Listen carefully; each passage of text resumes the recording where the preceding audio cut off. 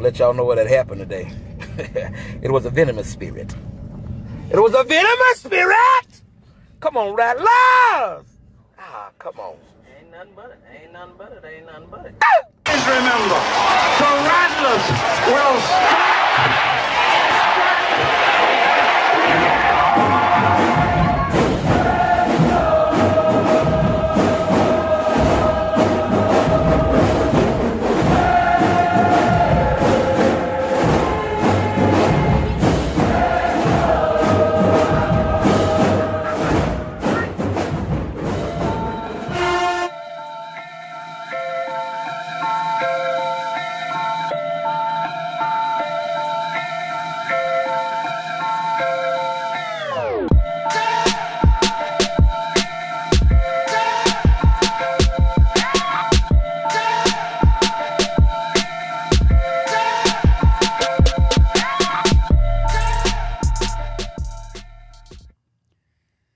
From the highest of 7 hills, led by the Honorable Band Director, Henry Allen Washington IV, the Marching 100 from the Florida Agricultural and Mechanical University. If you don't know, you're about to find out.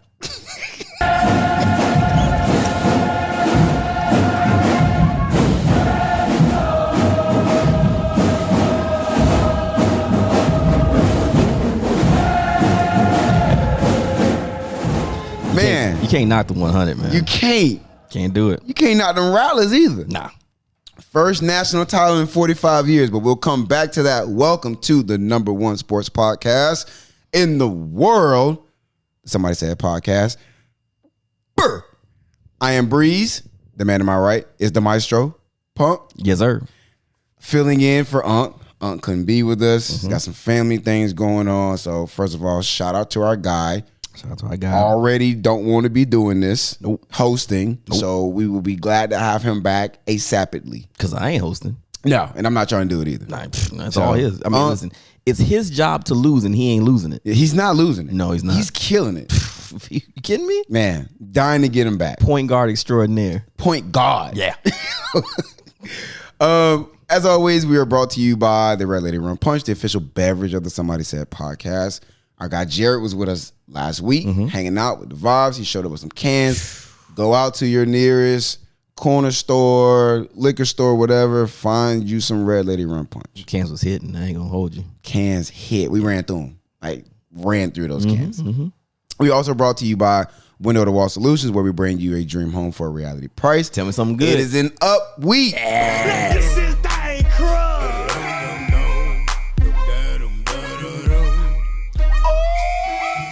Yes, we're so close. We might be actually on the market this week. Nice. We might be on the market this week. I was just over there.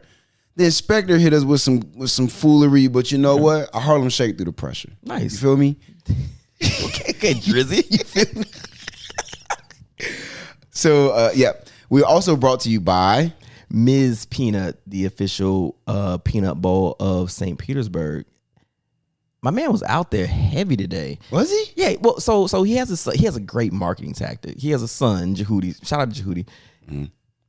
You can't turn down a 7-year-old. True. You know what I mean? He be out there, he's True. got his sign, and all of a sudden the girls be like, "Oh my God, he's so cute. What are you selling?" And all of a sudden here comes his daddy. Yeah. Who also he's a smooth. Oh, smooth. But again, you can say no to him. You can't say no to the kid. And then all of a sudden, he just pulls you in, just reels you in like a fish, man. Yeah. I mean, well done. Whatever it takes, man. And on top of that, the bowls are actually really good. They're super good. Yeah. I still need that lemon pepper wet joint. I keep trying to tell him, like, bro, you got to drop. You got to diversify the portfolio. Is it not like a normal thing yet? No, he just be in the kitchen cooking up, random stuff. And I'm like, yeah, do that. And then, he's like, yeah, I'm going to keep that on tuck. Okay. All right. We need to put in a word. We need to put in a word, man. I need that lemon pepper wet joint. Do my best. Pause. Okay. We have a number of things to talk about. For the casuals out there, they feel like college football season has pretty much come to an end, and now they're just sitting around waiting for playoffs. But if you really know college ball like we know college ball, there's a lot more to talk about. We're going to dive full deep into that. If you're listening hit the subscribe, hit the like. If you're watching, is this camera on me? If you're watching on YouTube, hit the like, hit the subscribe. Tell somebody to tell somebody. We've been getting some comments lately on the YouTube. Yeah? Yeah, a couple of people commented, showed us some love. We appreciate you people for watching, showing us love in the comments. Please subscribe. Please tell other people to watch. Once we get to a certain number of subscribers, we're going to start doing live shows, and it's really going to be up. And y'all can get to see all the other stuff. So if you just listen to this on podcast, we appreciate that. But watching is a whole different experience. We got the shenanigans? A whole lot of shenanigans. Man. Hope he ain't hit that. I think I've done all the socials. Follow us on socials. Yes. We are on TikTok, we are on Twitter, and we are on obviously YouTube. YouTube, it is Somebody Said Sports. On the other socials, Instagram, TikTok, Twitter, Somebody Said Pod. One of them is Somebody Said Podcast. I'm gonna be completely honest. I never remember which one is podcast. I mean, yeah. Just if you search Somebody Said Pod, it will lead you there. Yeah, we're all over the interwebs. Where you need to go. All up and through that. All up and down the interwebs. All right, let's go ahead and get into this college football talk. Let's do it. Go Bulldogs! Yale Bulldogs. Wow. Not so fast, midget. Not so fast. We use them on the intro. Mm-hmm. The Florida A&M Rattlers won a national title. It is considered a national title. You can let that thing play in the background. It never gets old to me.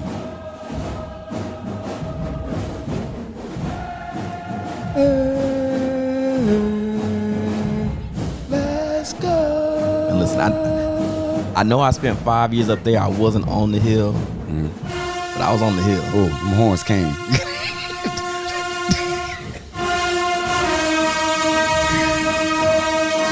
The horns be coming in like that purple. Or be coming in?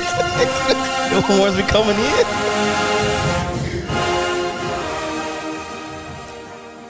It took 45 years, but FAMU is back at the top of the mountain. 45 years apart, they can now say that they have won their second national title. So the Florida A&M Rattlers went up to Atlanta. They participated in the Celebration Bowl. Mm-hmm. They were able to knock off Howard 30-26. It didn't always look great. They were down early. They had some turnovers. Howard gets a couple short fields. They were able to convert that into points. FAMU settles down. They get things back together.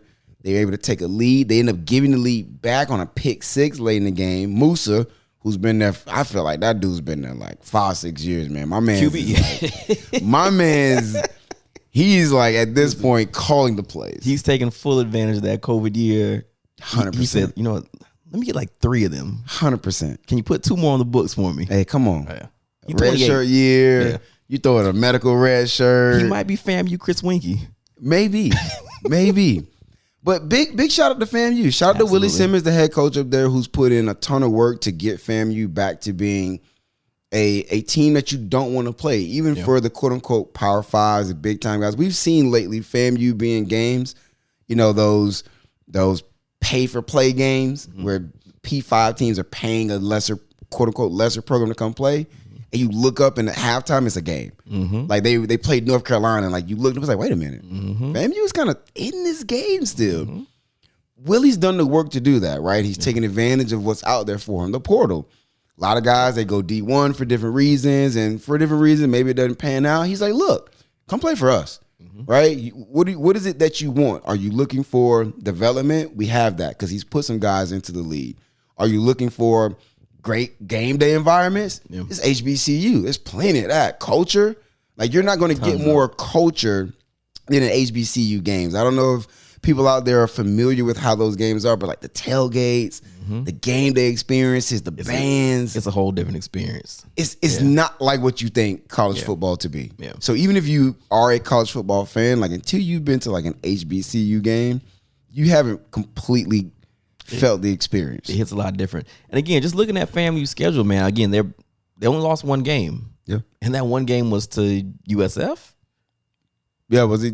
Yeah. Yes. USF, right? USF this season. And they only lost that game by 2 scores. So again, you're thinking, okay, well, here you are playing a D1 school, yada, yada, yada. Maybe you're going to get blown out by, 35-0.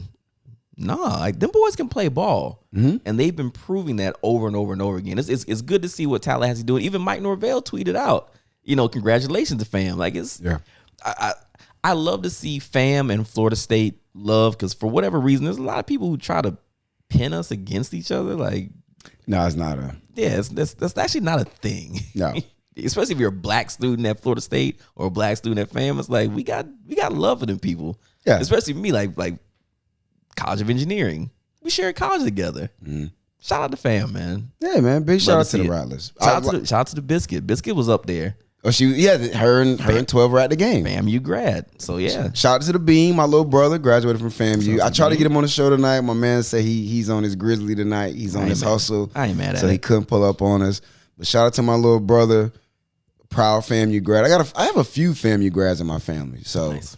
big shout out to FAMU, man. Love to see the Rattlers back on top. Still got the best band in the country. I don't care what nobody says. That band is crazy, man. It ain't BCU? Nah. It ain't Jackson State. It ain't Southern. It ain't none of them boys, man. It's that Marching 100. That Marching 100 goes crazy every time. I'm good with it. All right. Let's shift gears a little bit. We just mentioned portal a little bit. We are coming up on early signing day. So early signing day is on Wednesday, which is pretty much now signing day. Yep. Right? The vast majority of kids in the cycles this year, they're committed by the time you get to early signing day, which is always in the middle of December. This year is going to fall on the 20th. Today is the 18th. A lot of happenings there. Before we get to signing day, because you kind of alluded to it last week, Pump, you mentioned the fact that, what happens with some of these portal kids can have an effect on what happens with the high school kids. Yeah. So specifically, the quarterback is the big one right now. So Miami and Florida State are both going out and trying to secure their starter for next season. Miami had Tyler Van Dyke, who went into the portal. He's now a Wisconsin Badger. I wish him nothing but the best. I hope he kills it up there in Wisconsin. No ill will. Really like the kid. Wishing him the best. But we felt like we could upgrade the position. So now we're back in the portal. Florida State is having their 3-year starter. He's graduating, right? Love to see him go get that opportunity in the league. You hate to see him leave your program. So now both have vacancies at the most important position on the field, and they're going out and they're making their pitches. Florida State had 2 visitors come through. You guys had Cam Ward come visit, transfer from Washington State. You guys had DJ Uiagalelei visit, transfer from Oregon State, former starter for Clemson. Miami had Will Howard come visit. We had Cam Ward come visit. Today, there's rumor that we might be in throwing our name in the hat for KJ Jefferson, kicking the tires on that. So I thought we'd mix something up. We do something a little bit different. We are both in the portal looking for quarterbacks. How about both of us take a couple of minutes and we're going to make our pitches for our team. So if it's DJU or Cam Ward, why should they be a Florida State Seminole in 2024? Ooh. Now, am I pitching to both of them or just pitching to one? Whoever the quarterback is, whoever that guy is for you, what is your pitch to get him to play in Tallahassee next season? Okay. I'm going to make my pitch, obviously, to Cameron Ward. Okay. I think that Cam Ward is a more dynamic player than DJU. I think DJ, clearly showed that a change of environment is good for him, and it might have exposed a little bit of what is going on in Clemson. I don't think that he was the problem. Again, change of scenery. You saw what he did at Oregon State. Balled out, had a great season. Cam Ward has been doing his thing in Pac-12 Breeze. You've been shouting out Cam Ward for a few years now. And all honestly, it's kind of been, Michael Penix, and you've been on the Cam Ward train for a minute now. Hey, man, shout out to what he did at Incarnate Word. I feel like what Cam Ward brings to, or what he can bring to a Florida State team, is similar to what you saw Jordan Travis do. Even though Cam is he's not as mobile as you would assume that he is. If you look at his rushing stats, it's actually not a lot there, right? He's a little more dynamic to me as a playmaker than what DJ is. If I'm gonna pitch to him, we don't have Johnny, we don't have Keon. If you come here, we might have a better chance of giving you something really, really good. A guy that, might be on the cusp of, flipping from a Midwest school. And that's Jeremiah Smith, right? You have the ability now to throw to potentially the number one recruit in the country. I feel like if you get him in, that would be a good selling point to Jeremiah. On top of that, we have other weapons. We saw Destin Hill, who, highly recruited, playmaker out there.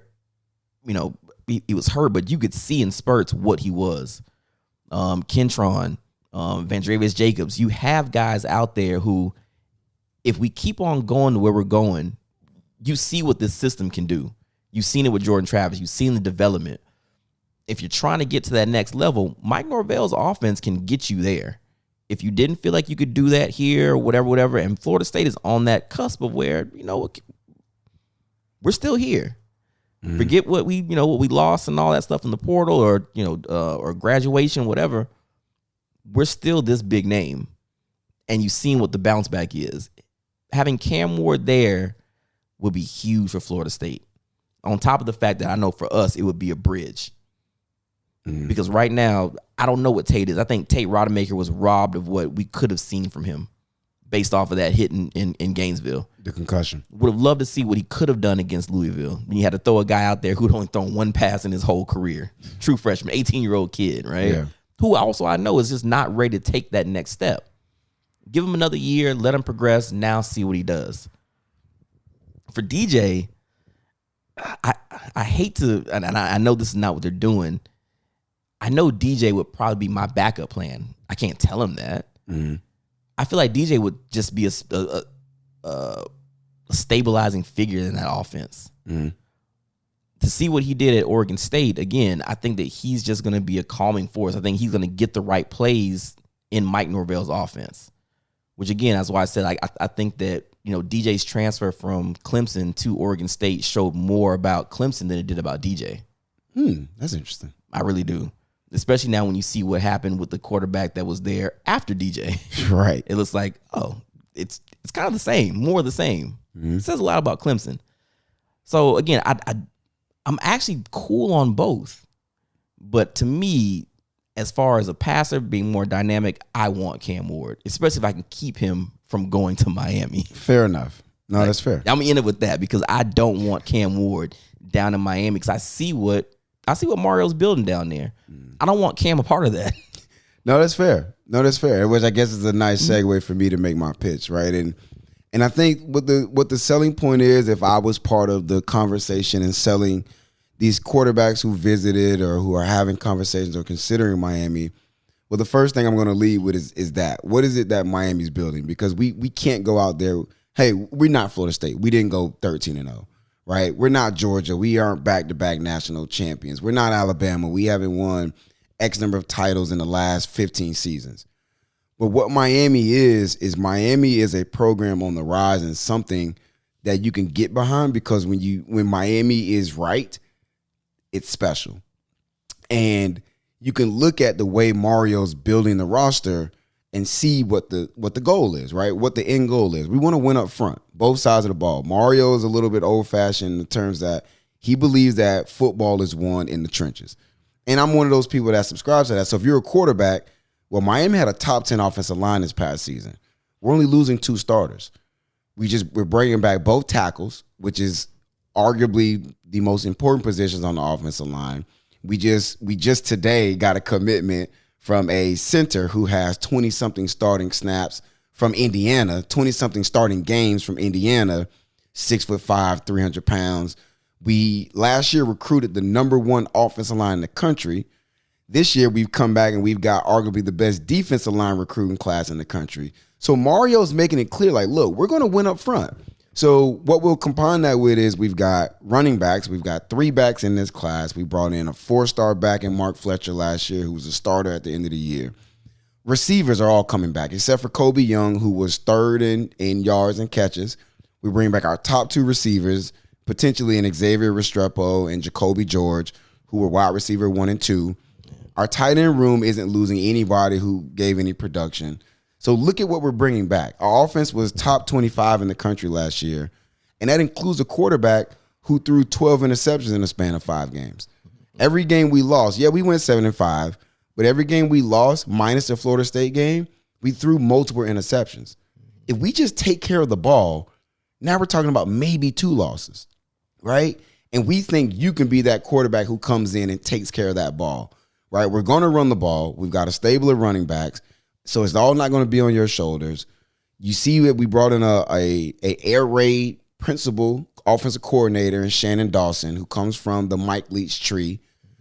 Or no, actually, he comes from the Mummy tree. He comes from Hal Mummy's tree, which is air raid. He was actually the first guy to run the air raid. Mm-hmm. So you see the type of offense we're going to run. Our defense was top 26. It was the 26th total defense in the country. We bring back a lot of those guys except for 4 of the 11 starters. But everybody else comes back. Look at what you're walking into. And again, you get to do it in Miami. The NIL is going to be there. We're throwing around crazy money. Imagine, the sponsorships you'll get down in Miami. You get to live the South Florida life a little bit in the off season. So, look at the opportunities to come here. Yeah, there may be some who can show more proven product on the field, but we can show you what we're coming to the table with, and that's like, hey, we got all this that's set. This is what you're walking into. And we like to think that we got one of the better opportunities. And let's be honest, we're going to offer you more money. We've had a lot of money to spend. Miami's throwing money around. That's what it feels like. 100%. Yeah. And that's a great pitch, by the way. I mean, you sold me. I don't want to go, but I might. Just FYI. I mean, you come to a game. Florida State's in Miami this year. Listen, you ain't gotta sell me to come down to Dade County. Man, we get an Airbnb for the weekend. We do it up. They tailgate. I love me a little Carroll City. All right, I just put in the re-up on my season tickets. All right, man. So for me, I'm just asking you, like, just personally as a fan, do you see? I see what Miami's building, and I know that again, that game against Florida State. I know that actually a lot of games. You guys, you said 7-5. 7-5. Tyler probably lost you at least 3. Oh yeah, right. So you're looking at a 10-2 season, definitely ranked higher. That would have been a higher ranked game, that Florida State game. Oh yeah. What do you see? I know for a fact that this is just a 1-year rental, right? So both of us are paying, and I think that's why FSU is not going to get into a bidding war. If you guys say, hey, if FSU says we're going to give you $1 million, and Miami says we'll give you $1.5 million, FSU's going to say, okay.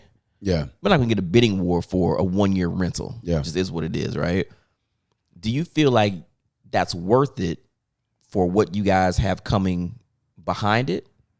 Like, do you think that Emory Williams is he going to be that bridge to Emory Williams? Is that going to be a bridge to whatever you guys have, coming back? Because you do have a lot of young guys. Yeah. I don't think Emory Williams is the answer. Okay. I would be surprised if Emory Williams is like the guy at any point. Now, I do think Ja'Cory Brown could be. Okay. So Ja'Cory Brown has been on campus this is his second year. He took a red shirt this season, so he'll be a red shirt sophomore next year. 6'4", 230-pound quarterback out of Georgia. He was a 4-star. Bit of a gunslinger. He's got a really big arm. Accuracy. He struggles with accuracy is the story on Ja'Cory.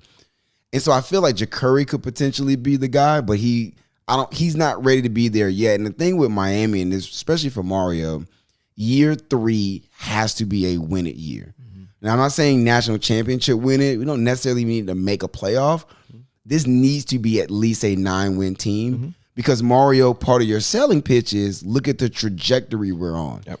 So if you come out next year and you win 7 games again, well, you can't say that you're still going up because you didn't go up. Now, on paper, and I don't think 8 wins is enough because on paper it says 7-5. In actuality, we're an 8-4 team. We're a kneel / non-blown fumble call by ACC refs away from being an 8-win team. Right. So you can't go back and win 8 games again. So this season, for the fan base, for the recruiting pitches, and for what you're trying to say that, hey, we're a program on the rise, you need a guy who's a proven product to say, I can go out, I'm capable of winning 10 games. Yeah. If y'all take care of everything else, me as the quarterback, I will make sure we can go out and win double-digit games. Which you win double-digit games, you might be in that playoff talk, right? Yeah. It's expanding to 12 next season. So And let's be honest, like Miami's recruiting really well in spite of not having the wins. Yeah. So right now we really got to win in year 3 to make sure that we continue to move the needle in the right way and that kids are still wanting to jump on board. I think that right now this Miami team, especially if you get an addition like a Cam Ward, again, Cam is for either team. Cam is going to be a bridge. Oh yeah.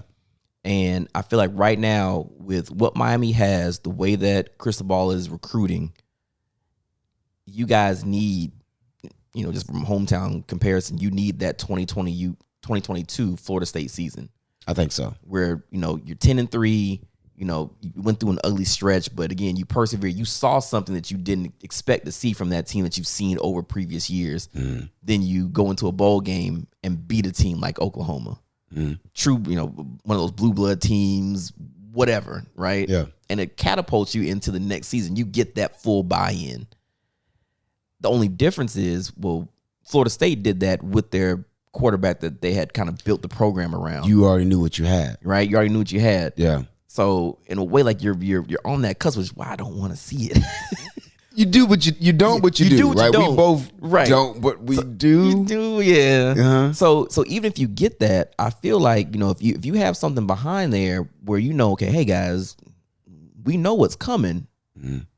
All right, let's run this thing back.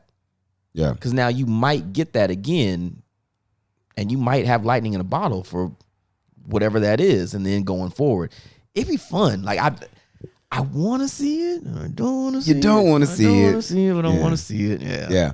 No, and I feel that. So I guess a question for Florida State, because this is a stopgap year. What will this season mean for Florida State? Like because you guys you're I think ahead of Miami, right? Your coach has been there an additional 2 seasons than Mario's been in Miami. You had the 2022 year, which in some people's mind you over excelled, right? You did better than what Vegas said you would do. You went out, you win 10 games, boom. And everybody runs it back, and you have a 13-0 season. It's like, man, oh snap. Florida State on the cusp of playoff, crazy season. What does this next season mean for you guys, or what does it mean for Mike?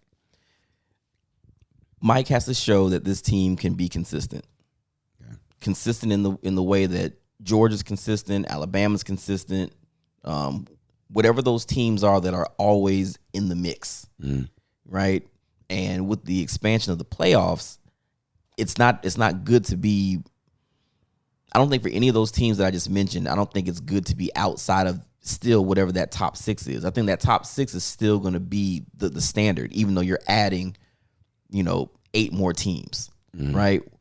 When the college football playoffs show you, they always show you, the first 2 out. Yep. I don't care about number 6, whatever, but it's there for a reason, yeah. right? It always shows you, and who are those first 2 out? It's Florida State and Georgia. So teams that are in the mix, always consistently in the mix. If it's Texas, if it's Bama, if it's LSU, Ohio State, whoever, right? You're losing so much from, this undefeated season. It's going to be a benchmark. This 2023 team is going to be a benchmark for Florida State going forward. If right now is the turning point to say, well, you know what? Hey, FSU is actually really back. It's going to be based off of what 2022 did to catapult itself to say, I mean, guys could have left and got paid. Yeah. And they ran it back. You saw what happened. Okay, cool. Florida State can do this. Florida State can now get guys paid. Yeah. On 2 levels, here and in the league. So they can't fall back to a 7 or 8 win team. They have to be a double-digit win team going forward, right?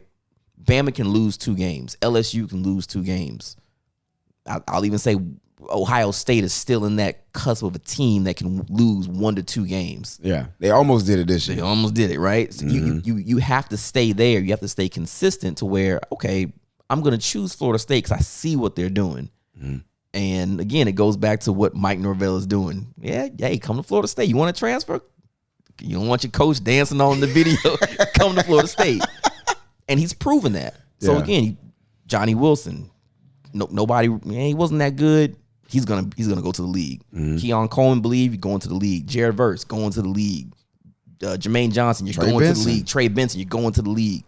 I I can get you guys. Yeah. Now, you young guys, that's the Nick Saban part. To constantly get those young kids to come in here, those 5 and 4-star recruits. And maybe we might lose some. Georgia loses 4 and 5-star recruits all the time. Yeah. And they just reload. Like, all right. The guy behind him. I lost bullet number 7. Cool. Right. Right. Because the guy behind you was coming for your spot. Yeah, he's coming anyway. coming for you anyway. So you duck competition. One of y'all was going to lose out. Yeah. Florida State has to do that, and I feel like this is that year because I don't think that 2024 is going to be a national championship team. Okay. Now with parity, who knows? And again, that's why we're so mad about this year. Because at the end of the day, line it up. You never know. Yeah. So we could be the number 8 team and go to a natty. I don't think it's going to be that, but I need to see that consistency going forward. I mean, what did we talk about before we started recording? The Giants were not supposed to be. They weren't supposed to beat the 18-0 Patriots, but that's why you play the game. That's why you play the game. Line it up, committee. All right. Let's stay real quick on portal talk, specifically quarterback. So I think since we recorded last week, there's been a lot that's already happened. Not sure if it had happened before, but Aiden Childs has committed to Michigan State. He followed his head coach from Oregon State. He was the backup to DJU. He's followed his head coach to Michigan State. Dante Moore was in the portal. Today, he commits to Oregon, which says that he is literally taking a redshirt season because Dylan Gabriel has also committed to Oregon. The bridge. Dan Lanning is cooking up there in Eugene. He is. He is flat out cooking. Cam Ward, we just talked about taking his visits. Reportedly, his father said he won't take any other visits, so it comes down to Miami and Florida State. Malik Murphy, backup quarterback for Texas, enters the portal. I believe he's got a visit to Duke. Old Manny Diaz is trying to get into the portal QB carousel.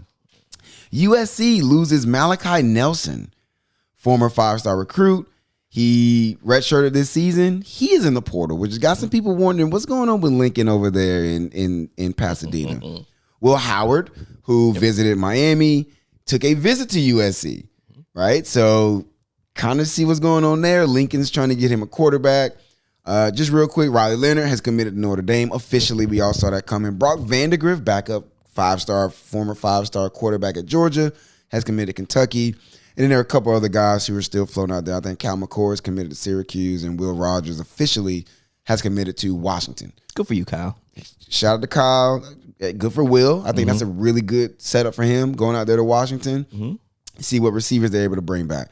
A lot going on in the quarterback. What you got? Biggest flip of the day? High school? Yeah. You want to go ahead and dive into it? I mean, Dylan Raiola, the number 1 high school quarterback in the country, has been committed to Georgia for months. Committed to Georgia for months, has officially flipped his commitment to Nebraska. What does this mean in your opinion? they're shucking a lot of corn out there because why? All right, so you know his legacy. His dad was an All-American there. His uncle is on the staff. Sure. You know what? Listen, we've seen a lot of scenarios, and again, we got a kid that probably should have always come home that didn't. In Marvin Jones Jr., right? He comes home, he's officially, commits to Florida State. Nobody told you to go to Georgia in the first place. Your dad is probably arguably the greatest defensive player ever at Florida State. No. Deion Sanders. Look at what Marvin Jones did. Arguably, Deion is an argument. Yeah, look what Marvin Jones did. Okay, Deion is just flat. Deion is Deion, right? Yeah, but as far as what he did in college, he's arguably possibly the greatest defensive player ever. Okay. Either way, you know better than me. That's your daddy. But you want to go to Georgia? All right, do your own thing. All right, son. It's the hot thing. It happens. If you wanted to go to Nebraska, you're gonna go to Nebraska. Like if I had uber talent and people who know me is like, oh yeah, so Aaron Williams, he's taking a trip to Cali to go visit USC. Everybody be like, he just want a free ride to California. What if you took that visit to Illinois though? To play ball in Champaign? I'm just saying though, you love Illinois. You're a Chicago kid. I love Chicago. And I ain't playing for Northwestern. Illinois ain't getting that. They ain't making that cut. I'm going to Florida State. I'm going to Florida State. So again, whatever reason you had to commit to Georgia, which again, I get it. To me, if this had been 5 years earlier, he would have been committed to Alabama. Probably. Because it's Alabama. Yeah. You know what you're going to do. You know what you're going to get there. You're going to get the pub, whatever. The idea to flip to Nebraska to be the 7th best team in the Big Ten, okay. I'm anxious to see where he transfers to in a year or two. Listen. After you make your money. Hear me out, though. Okay. Being a fan of a program that was up, had its down years, you needed people to believe in the vision, right? You needed people to believe in that logo. And they did. And look where you're at now, right? You're referring to what, Miami? Florida State. You needed people to believe in that logo. Florida State ain't Nebraska. Them Willie years was real rough. Florida State ain't Nebraska. But there were people who believed in that logo and said, you know what? I know what Florida State can be. Nebraska can be elite again. They can. It's been 30 years since they were elite. Was that Tim Couch? Yeah, Eric Crouch. 1995. People say that's arguably the best college football team ever. I was in 5th grade. I was 5 years old myself. I'm 40. I'm a man. You're 40. And before that, it was Tommy Frazier. Shout out to Tommy Frazier. 93. Listen. Stop it, man. I'm just saying. Nebraska. So here's the thing, though. Nebraska has the backing to do it. Like, you know, they're giving him a crazy NIL bag. And that's and at that point, if that's what it's about, and again, this is the new era. That's what I told you. When the dust settles, we'll see what college football is going to become. Because, I mean, we knew guys were getting money anyway. They've been getting money. Right. Why do guys go to SMU? Pony Excess. You're getting paid. Now it's different to get money to go to a Miami back in the day who's always competing for a national championship, or going to a Michigan, going to Florida State back in the day. And you know you're getting money under the table. Well, you're getting money, but you're also probably going to win. You're getting money to go to where, my family's always been here. Cool. I know I can be that guy. He's going to be the king of the campus when he gets there. 100%. Right? But in all honesty, if you're that guy, you're probably going to be the king of the campus no matter where you go, even if he goes to Georgia. True, but I think there are certain places and certain programs where you get to become something bigger than what they're used to. Like, if he even went to Georgia and he won 2 national championships, they'll say what a mailman did too. Stetson Bennett also won 2. You know what I mean? It's so much harder to become like this legendary, like ghost-like figure at certain places. Like Georgia and Bama are so used to winning now. You go to Bama and you win a Heisman, it's like, well, so did all these other dudes. Like, get in line, bro. Yeah. I think it's different when you're quarterback, though. It's different going to Florida State trying to be the star quarterback. Well, all of our Heisman winners are quarterbacks. Right. So now you got to beat Charlie. You got to beat Winky. You got to beat Jameis. You're not going to beat those guys. So, okay, maybe you don't come to Florida State. You're not going to be the king of the campus here. Right. But if you go to Georgia, what's your benchmark? Right. Aaron Murray, I don't know. Stetson Bennett, who just won back-to-back natties. Stafford. So I don't think it's that high of a benchmark to beat. But I think if you win. But winning ain't enough. I think it's part of the problem. Winning at Georgia isn't enough because they know what winning's like now. We had a guy who won back-to-back. So, hey, cool. You show up, you won one. Appreciate you, bro. You're always welcome back here. You'll never have to pay for a meal. You're not getting a statue. You know what I mean? Your name isn't going. We're gonna throw you in there with Herschel and Stetson and all these other guys. And it's like, hey man, we appreciate you, but are you able to be something that's almost like bigger than the program at Georgia? No. So at that point, do you think that mentally it's kind of like, well, you know what, the it's not as much pressure? Is that what you're trying to say? Like, because there's no pressure going. There's no.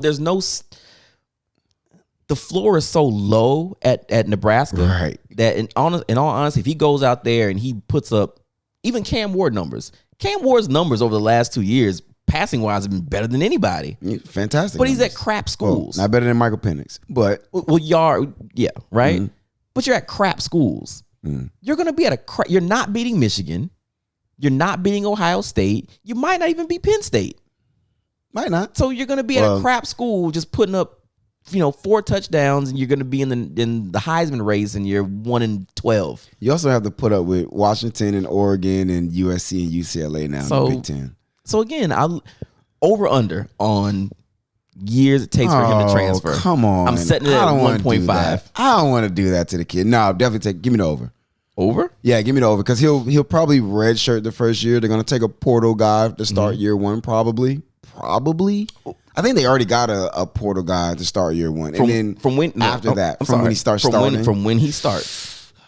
I don't want to do that to the kid. You know he's gonna transfer. I don't want to do that. It's okay. It's okay if you say it. He could hit. Wait, do you also not believe in Matt Rule? Are you saying you don't think Matt Rule does anything out there? Nope. Really? No. See, I think Matt Rule, if he got Baylor on the map, he did something in Baylor, he could do something in Nebraska. I think the financial investment is bigger at Nebraska than it is at Baylor. Probably a little harder to recruit because you're not in Texas. So all those teams that you're bringing into the Big Ten, so at that point, who is he beating? Is he beating Michigan? I mean, I don't know what the team is going to be in 2-3 years. You know they're not. With the portal, I don't know what Nebraska's going to be. Ain't nobody coming. If I had to put my mortgage on it, I'd say they still stink. They ain't got that much money. Nebraska's got money. They ain't got that much money. They have nothing else to spend their money on. That's the bigger thing. It's true. And they're the only school in the state. They're shucking a lot of corn. Hey man, corn make the world go around, man. You could power cars with corn now. That's a true statement. I'm just saying. No, that's actually a true statement. I fry all my stuff in corn oil. Corn oil? Yeah. You're a corn oil guy? Oh yeah, I'm a corn oil guy. Really? I like it. Oh yeah. Interesting. I like corn oil. Okay, we're going completely off the rails. Early signing day, as we mentioned, is coming up. There have been a number of flips. So Dylan Raiola is obviously the biggest one. When you got the number one quarterback out there in flips, you've alluded to Jeremiah Smith, who I think is playing the game as good as anybody plays it. Okay. You know, today he had a picture of him on Miami's campus on his Instagram story, and we just flipped 4-star running back Jordan Lyle from Ohio State to Miami, and he puts that on his Instagram story. I think the kid just plays the game really well. I think he understands like how the marketing and stuff goes. He's not a goofball by any means, because some kids get caught up in it. I don't think he's caught up in it. I think he just plays the game. I don't suspect him to be flipping to anybody, but the rumors are out there, right? Yeah. And obviously, you never know what could happen. I think he'll end up at Ohio State. Okay. I kind of would be glad to be wrong. I'm tired of seeing Florida kids going up to the Midwest. Oh, so you're cool with him coming to Tallahassee? I didn't say I'm cool with it. It's not what I said. It's not what I said. Not what I said. Some other flips that are out there. Florida State, you mentioned KJ Bolden. Yep. He take a visit somewhere, something? No. So the rumor was he was also kind of, Auburn was in contention. He's not going to Auburn. Okay. He claimed, he actually said this out loud, that he plans to sign early on Wednesday. Okay. So again, he's a kid. We'll see what happens. Yeah. Hey, let's see what happens. Love the dog the dog and pony show. We'll see how it goes. Yep. Today you had Texas flip 5-star safety from Florida, Xavier Filsaime. Miami's trying to flip a 4-star linebacker from Florida. Is Florida keeping any of their recruits? So Florida has fallen back as of today with losing Xavier Filsaime. They dropped back to 10th. Man, and they were the number 3 class for a while. Hey, Cha. All right, I'm gonna get you out this pump, man. At some point, we got to get you here to talk about this, man. We got to talk about what's going on in Gainesville. It's the Hindenburg, man. It's going down fast. It's not looking good, man. They got another kid who's rumored to be flipping. Amaris Williams, I think his name is. So things are not going very well in Gainesville right now from a recruiting standpoint. I like it. They're supposed to be keeping the 5-star Lagway, the quarterback out of Texas. They're supposed to be keeping the 5-star DN from mainland Daytona and LJ McCray. Stranger things have happened. Hey. But the vibes aren't very, very good right now. Transfers and waiting. Yeah. I don't think Billy makes out of next season, but we can save that for later. Yeah. We can save that for later. Early signing day is coming up, though, and there's a lot of stuff going on. Right now, as it stands, 2 days out, the top 10 classes are Georgia, Ohio State, Alabama, Florida State, Texas, Miami, Oklahoma, Oregon, Notre Dame, and Florida, as we mentioned. So same old, same old. Pretty much. Auburn's floating around. You know, right now, Auburn's got some money to throw around. Old Hugh Freeze is dabbling in some things. LSU is lurking. You know, LSU is always good for flipping a receiver or DB or something. Clemson's sitting back at 15. Not a whole lot's being said about Clemson on the recruiting trail, and I think that's a bigger story than people are giving it. There isn't, and I'm anxious to see what Clemson does. I know Dabo kind of has alluded to the fact that they may be open to now opening up Club Clemson for transfers. I mean, he has to see he's not dumb. Mm-hmm. He has to see the writings on the wall. Yeah, that, you know what, if I'm gonna stay the king of the castle, I got to get hit with the times. I have to. I think they offered a kid. No, seriously. I think they offered a kid in the portal. That's one more than they've used to. So, sure. Hey, baby steps. I mean, they've got a couple five-star kids committed. I don't know. I'm interested. I'm going to be honest. I'm not afraid of Clemson anymore. No. Like, Clemson was the big bad wolf in the ACC. Yeah. No. I'm not afraid of them. Not at all. Again, it's a new day. I think so. It's a new day. The way that the game is played now, if you're still trying to, it's like the team in the NBA. If you're not going to shoot, put up 33s, then I'm really not afraid to play you. Yeah, most people really. Yeah, if you can't beat us from three, we're not really worried about you. Yeah, your mid range don't scare me. No, not really. DeMar DeRozan. Just a fun stat. 16 of the top 20 classes are either in the Big Ten or the SEC. Not surprising. Not surprising at all. It's just very, to me, it leads to what I think is becoming the rich are getting richer and the poor are getting poorer. Mm-hmm. Now, if you are a quote unquote lesser program, you are almost like a feeder school to these larger programs. And if you're not one of the big programs, it's going to be harder and harder for you to recruit high school kids. Like, yeah, already people are floating the moniker the Big Two. Like, that's already floating around. So the rich are getting richer and the poor are getting poorer. And then you got pretty much Miami, Clemson, and Florida State sticking their nose up in there into the cream of the crop. Mm-hmm. Yeah, it's. I think we talked about this before, just kind of like college football.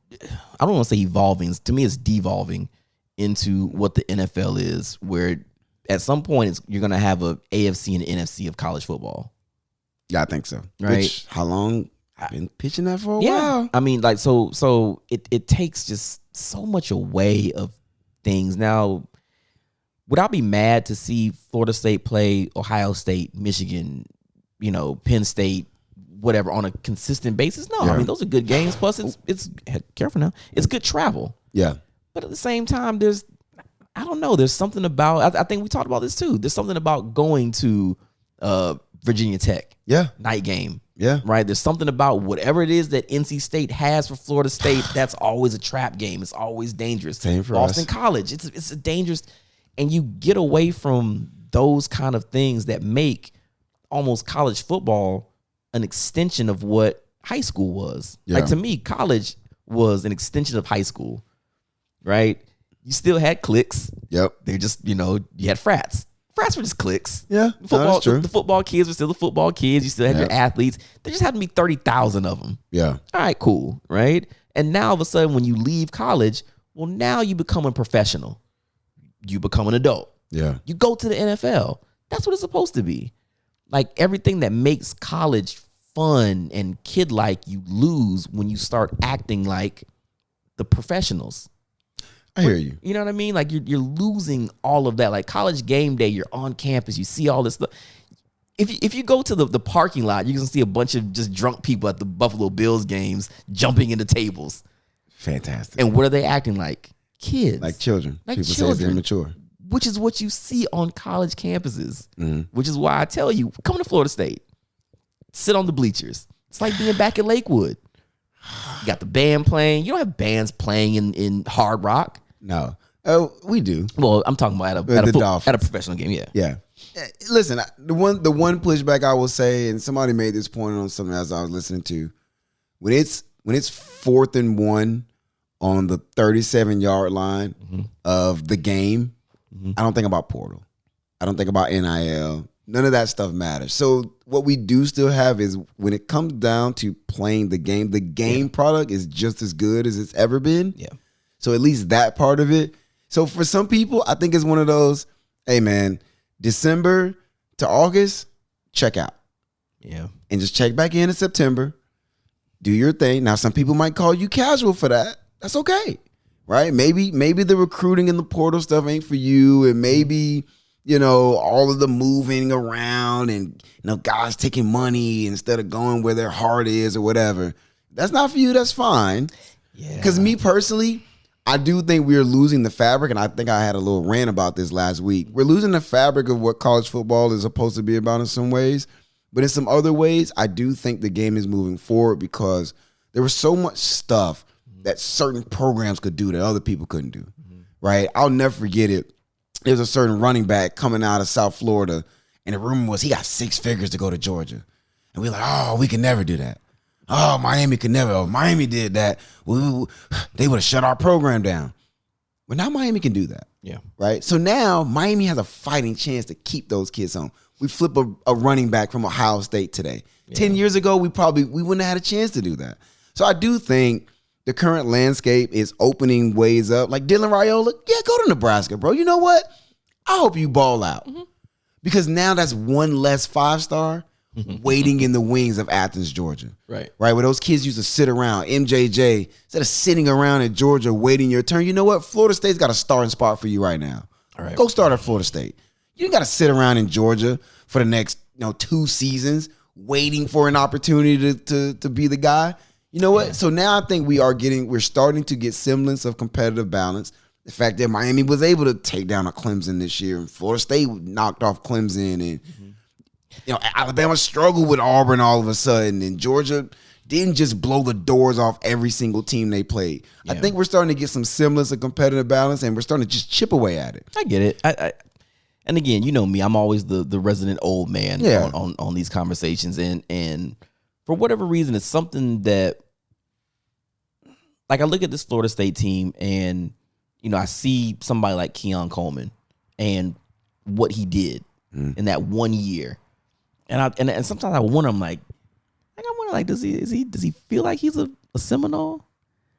I don't know. You know what I mean? It's like as a Laker fan, Kobe Bryant is yours and yours alone. He's a Laker. Michael Jordan, Scottie Pippen.